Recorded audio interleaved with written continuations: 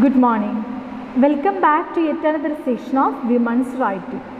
In our last class, we started the poem An Introduction written by Kamala Das. Kamala Das begins the poem An Introduction by self-assertion. I am what I am. The poet claims that she is not interested in politics, but claims to know the names of all in power, beginning from Nehru.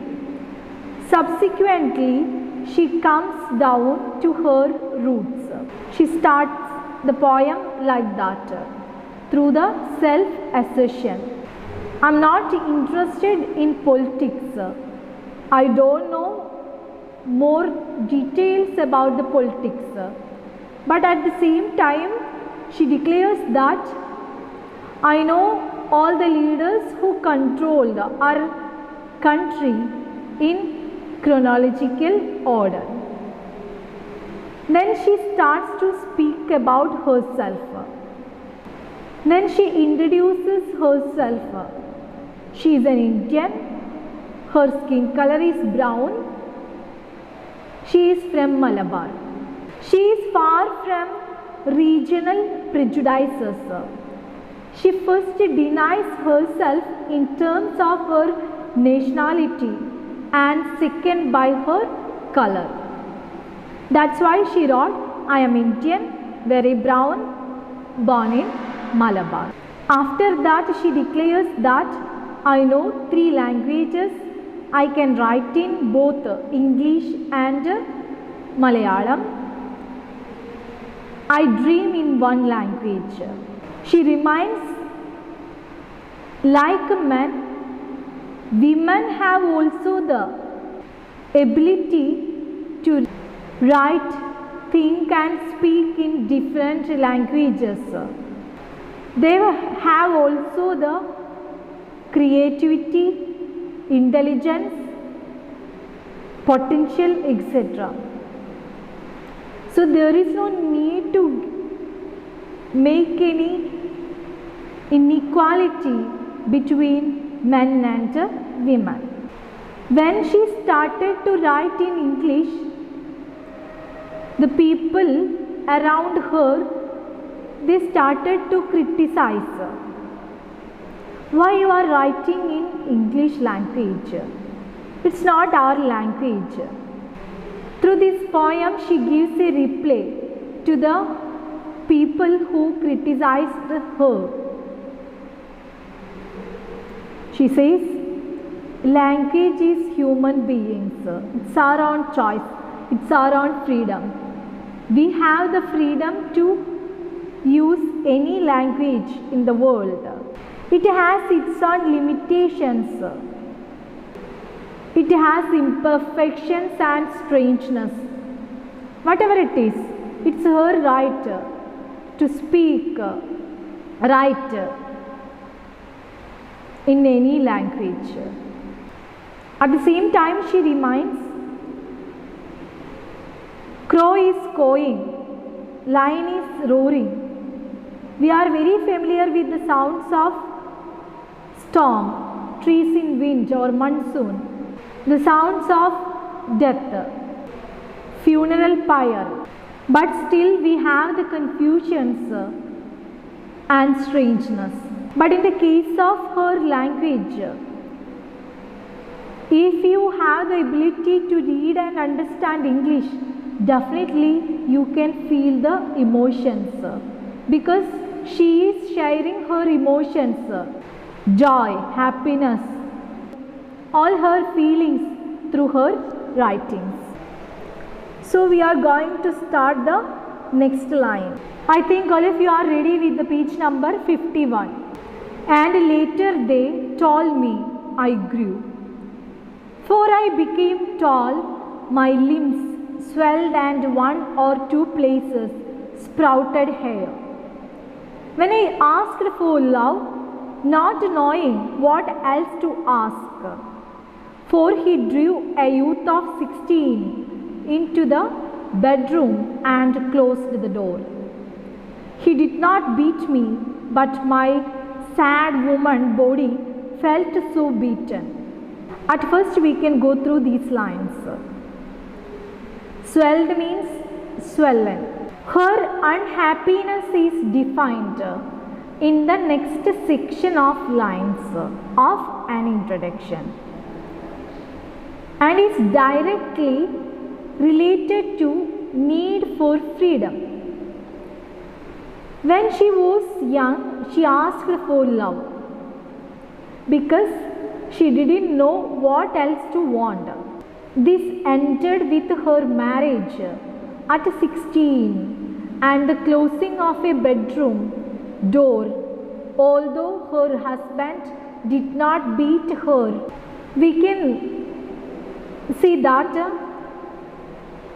in her personal life, her childhood she spent in Punnayurkulam, her ancestral home, and in Kolkata. Her parents were very busy with their own work. So, she didn't get the care and love from her parents that she needed. She felt loneliness in that period. That's why she always missed her grandmother. That's why she asked for love. Then we can see that the changes which happened in her body when she was just 16-year-old.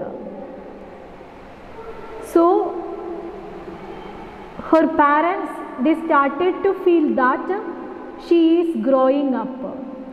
It's the time to arrange her marriage. More than that, she is asking for love. Actually, she wants to get the love from her parents. Anyway, they couldn't understand it. They arranged the marriage of her at the tender age. He did not beat me, but my sad woman body felt so beaten. The weight of my breasts and womb crushed me. I shrank pitifully. Then I wore a shirt and my brother's trousers, cut my hair short and ignored my womanliness. Dressing saris, be girl, be wife, they said. Be embroiderer, be cook, be a quarreller with servants. Fit in, oh, belong, cried the categorizers. Don't sit on walls or peep through our lace draped windows. Be Ami or be Kamala, of better. Still be Madhavikutty. It is time to choose a name, a role. Don't play pretending games. Don't play schizophrenia or be a nympho. Don't cry embarrassingly loud when jilted in love. Although her husband did not beat her, sad woman, body felt so beaten. This line of an introduction is interesting as she is placing her own body in one of the categories she rebelled against in the first stanza. It is due to this simplification of a woman as nothing more than a body that led her marriage at 16. She also places blame on her own body for leading her to this place. Her distinctly female parts, breasts and womb, are a crushing weight on her life. The pressure placed on her by her husband and by her family led to an emotional and mental shrinking. It was a pitiful process, but it ended. I told you, her body is growing up. but actually she was a child. She doesn't get the maturity to be married. In that tender age, she crushed with the family responsibility and also her husband. That's why physically and mentally she was broken out. It was a pitiful process. She was not at all ready to accept a husband and a responsibility of a family because still she was a child. She goes on to state that a change came over her. She decided to put on her brother's trousers and cut off her hair. More than that, we can see that even she was not at all mentally and physically prepared to take the role of a wife. And very soon, she also got the responsibility of a mother. That's why she goes on to state that a change came over her. She decided to put on her brother's trousers and cut off her hair. The speaker is ridding herself of the female image that has harmed her. Now that she is remarking her identity, she is able to say no to the traditions of womanhood. These include fitting in and dressing in saris. The categorizers might tell her not to peep in through our lace draped windows, but she is not going to listen. She chose to move her life beyond the traditional and therefore expand her presence in the world. Then she recognized that men are enjoying the freedom. They don't have any barriers in front of them. They have their own identity. That's why she wanted to become a man. So she started to act just like a man. She changed her dress. She shifted from the traditional dress of a woman to a man. That's why she selected her brother's trousers to wear. She cut her hair just like a man. At the moment, she got the restrictions at first from her in-laws. They already warned her, you should wear sari. You can control the servants in our home.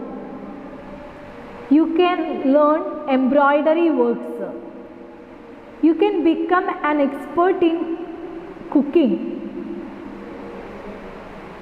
That means you should live in these four walls because you are a woman. They repeated that. Those people, she wants to call them as categorizers. They always remind her to be a woman without an identity. That's why she took the decision, I want to make the identity. After marriage, women have given the husband's name with them, like Kamala Das. So she wanted to get the identity. That's why she told them, you can call me Kamala or Ami or Madhavikutty. It's the right time to choose my identity, at least my name. Don't play the schizophrenia. Schizophrenia, it's already given here. Mental disorder characterized by indifference with withdrawal, hallucinations. So she reminded them there is no need to play pretending games.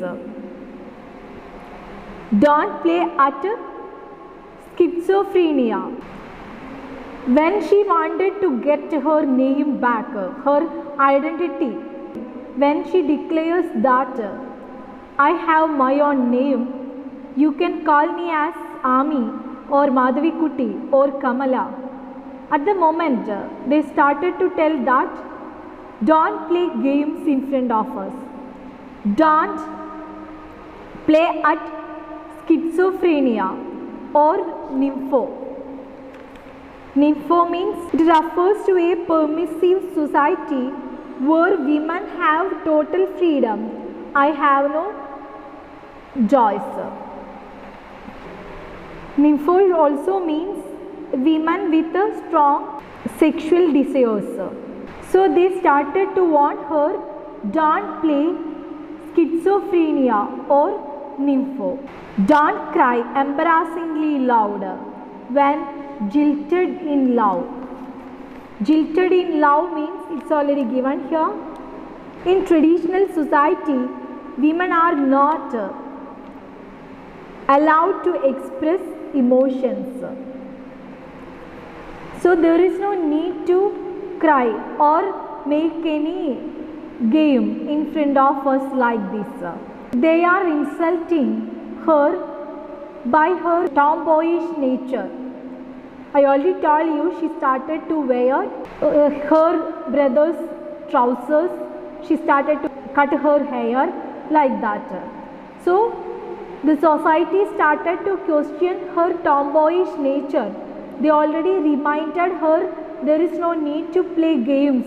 There is no need to play schizophrenia or nympho. We can go through these lines again.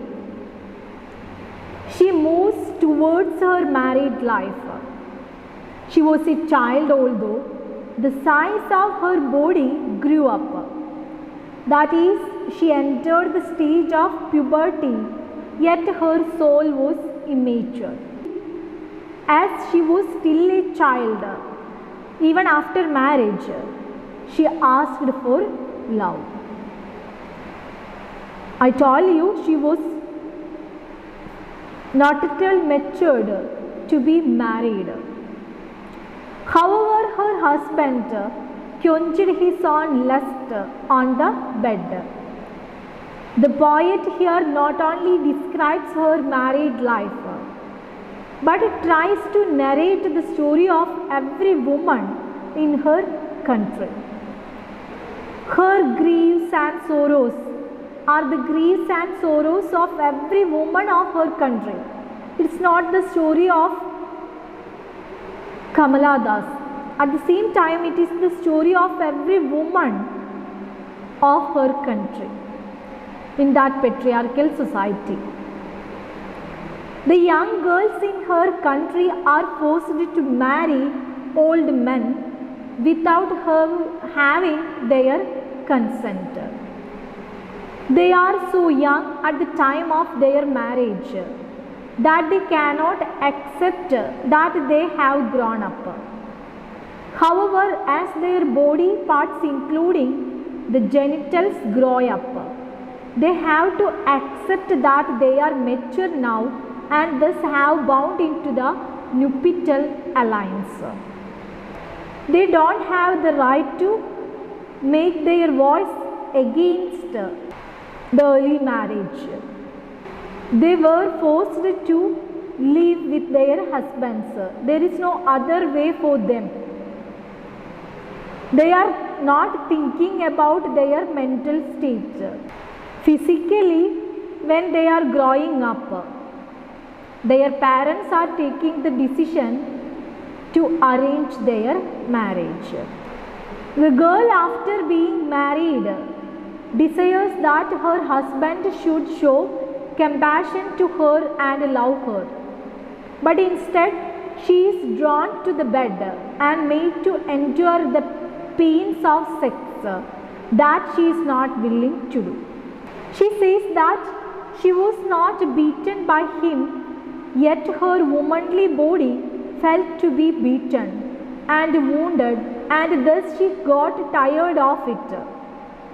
Actually, here her husband didn't beat her, but his genitals seemed to her as some burden that have crushed her. She started hating her female body because it is her body that has given her so much pain. I told you, she was married at her tender age. She was just 16 years old. She was not at all ready to take the responsibility of a wife, mentally and physically. To avoid its load, she tried to become a tomboy by adopting the attire of males.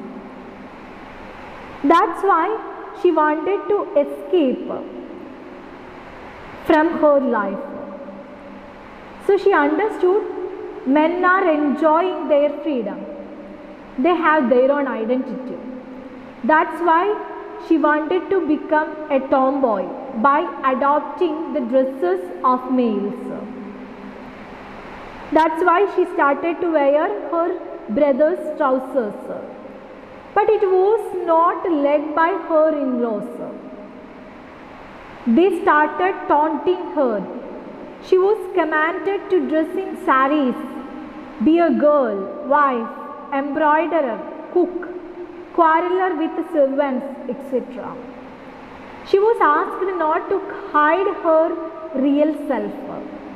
Her in-laws even commanded to remain silent and endure her unachieved love. The lines expose the condition of a woman in the house of her in-laws. When she started to wear the dresses like a man, when she cut her hair like a man, she got the warning from her in-laws. They already reminded her, you can become a good cook, good embroiderer, control the servants, wife. Like that you can do many roles. They already gave the list of the roles. At the same time, they also reminded her, you should wear only saris. You don't have the right to wear the modern dresses or wear the dresses of a man. She was asked not to hide her real self. Her in-laws even commanded to remain silent and endure her unachieved love. The lines expose the condition of a woman in the house of her in-laws. She is forced to give up her frankness and attain the nature of a daughter-in-law. She is forced to do everything that her in-laws desire her to do. She has to accomplish all the tasks, though she is not willing to do so. Still, she is taunted, scolded, as well as abused. She is even advised not to express her grief if she is troubled her married life. In the first two lines of the next section of an introduction, it becomes clear that the speaker is truly meant to be the poet herself. She wonders at her own identity and marvels over the fact that she can now be. That's why she says, Ami, or be Kamala, or better still be Madhavikutty. It is by this final name that the poet Kamala Das came to be known and is still called. Das added another few reminders on half of the categorizers. She shouldn't play pretending games or cry embarrassingly loud. Her role as a woman is supposed to be meek, quiet, and contained. In-laws and society always reminded her, being a woman, you should be quiet, meek, and contained. She goes on to describe a time in which she met and loved a man. This person is referred to as man. He is not named. She didn't give a name for this man. This strips him of some of the agency. He is so in control of in the next lines. Additionally, the name is of little importance as he is meant to represent every man in the world who uses women as he pleases. That's why she writes these lines. I met a man, loved him, call him not by any name. He is every man who wants a woman, just as I am every woman who seeks love. At one point, at the height of her emotions, she asks the man who he is. He replies, "It is I." The I represents the agency he has in the world. Men make their own decisions and have the ability to use the pronoun in order to get what they want. They have their own identity, their own individuality. They have the power on the society. That's why they are dominating. That's why they are very confidently using the word I. They are using always I. Then we can move to the next lines, the concluding lines. Of rivers, in me, the ocean's tireless, waiting. Who are you? I ask each and everyone. The answer is it is I. Anywhere and everywhere, I see the one who calls himself I. In this world, he is tightly packed like the sword in its sheath. It is I who drink lonely, drinks at 12 midnight in hotels of strange towns. It is I who laugh. It is I who make love and then feel shame. It is I who lie dying with a rattle in my throat. I am sinner, I am saint. I am the beloved and the betrayed. I have no joys which are not yours, no aches which are not yours. I too call myself I. We can move to the paraphrase. An introduction begins its conclusion with the speaker acknowledging the constant presence of I around her. In the world, she is part of there are I men everywhere she looks. A person of this nature is able to go and drink at 12. No one is ready to question it. And stay in hotels of strange towns. They have the right to drink at 12. They have the right to take the rooms in hotels of strange towns. As the lines continue, the division between the speaker and the I is blurred. Men have the superiority power than women. They have their own identity. They have the extra freedom. They can do anything what they want. But in the case of women, there is no voice, there is no identity for them. Eventually, a reader comes to understand that she is trying to come to terms with her own independence and identity as both saint and sinner. At the end of this poem, she declares that women have also the power. They have also their own identity. They have also their own rights. They have also their own independence and identity as both a saint and a sinner. They can also take the role of a saint and also a sinner. She is trapped between her own need for free life and the world which tries to keep her contained. The final statement is one of protest and resistance. Thus states that she has aches which belong to no one but herself.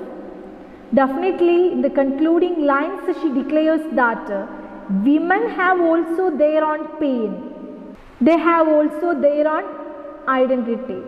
They have also their own freedom. She too can be I. So we can go through these lines in detail. She meets a man. She didn't give a name to this man. She wants to call this man just a man. The man is, according to her, the every man who desires a woman. Woman to quench his lust, as a woman desires love from a man. That is the difference between a man and woman. Actually, men want to get a woman to quench his lust. As a woman desires love from a man. They want to enjoy the love, the feeling love. When she asks him about his identity, his answer is I. He is always dominating by his nature. This I or the male ego gives him the liberty to do whatever he likes. This I, we can also call it as ego.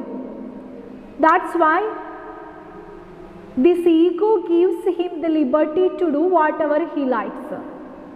Because he has the power, he always declares I. So, he has the freedom to enjoy his life. He has the freedom to do whatever he likes. He can drink at midnight. He can laugh loudly. He can satisfy his lust. He can go anywhere at any time. He can stay at hotels at midnight in the strange town. No one is ready to ask him, question him. He feels ashamed after losing a woman due to his own shortcomings, and also this ego of I dies when the person dies, and thus this end is no different than the end of the woman.